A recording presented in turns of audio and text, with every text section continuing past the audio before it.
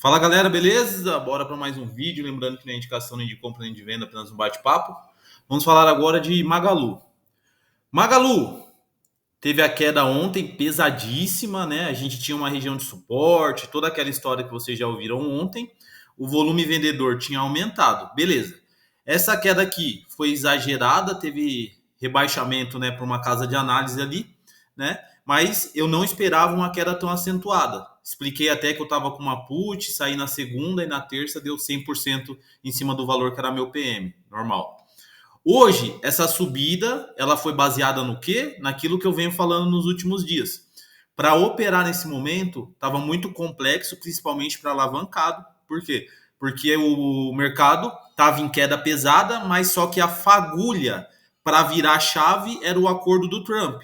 Ele não fez um acordo com a China, mas ele flexibilizou por 90 dias com os demais países que não mandaram essa taxa de volta para ele, né? Que não rivalizaram contra os Estados Unidos.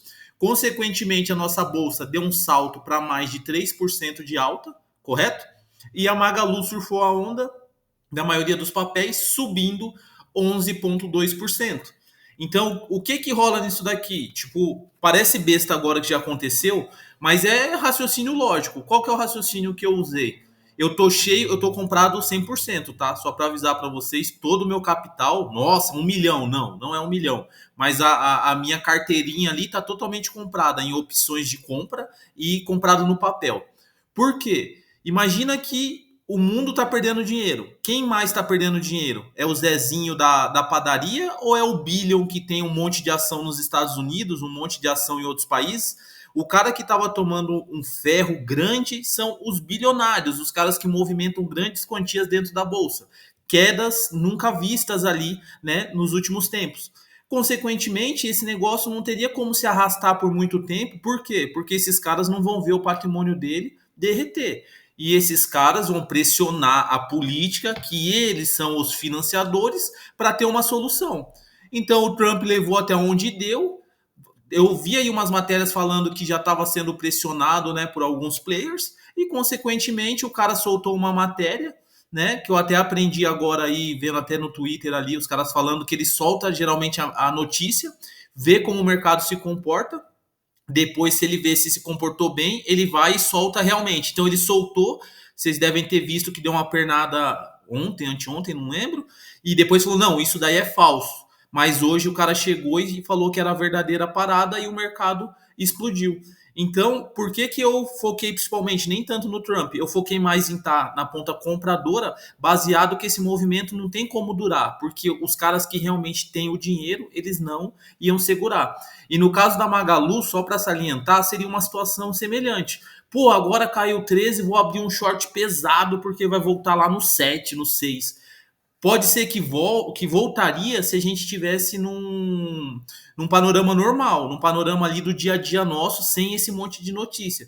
Agora, o cara operar vendido, de repente pesado, sabendo que a qualquer momento pode ter a notícia da não tarifação, porque a tarifação já existia, concordam? Então, o que poderia mudar é os acordos em relação à tarifação. Então, o cara é maluco. Então, o que a gente fez aí? Eu e as pessoas mais próximas ali do dia a dia da bolsa, batemos na compra em tudo que podemos e agora vamos esperar. Porque se continuar nessa toada compradora, agora tem mais um gatilho. Você acha que eles não vão fechar um acordo com a China? Vai ter algum acordo, alguma coisa vai surgir. E qual que é a possibilidade de ser pior ou de ser melhor?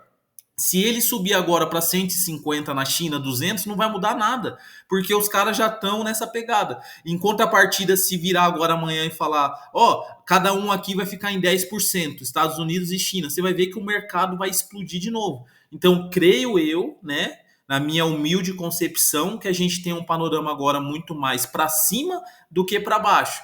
Então, se a Magalu seguir essa ideia, ela tende a romper 10,50 e buscar de novo os 11,80, né? Mas, de novo, a gente ainda não está num momento que a gente está operando gráfico, operando balanço, está operando uma notícia, é uma notícia que pesa bastante. Mas, de acordo com o movimento que ocorreu hoje, eu vejo mais possibilidades positivas do que negativas. Beleza? Então, esse daí é um vídeo que a gente tem que ter um racional mais macro do que baseado só na cotação do papel.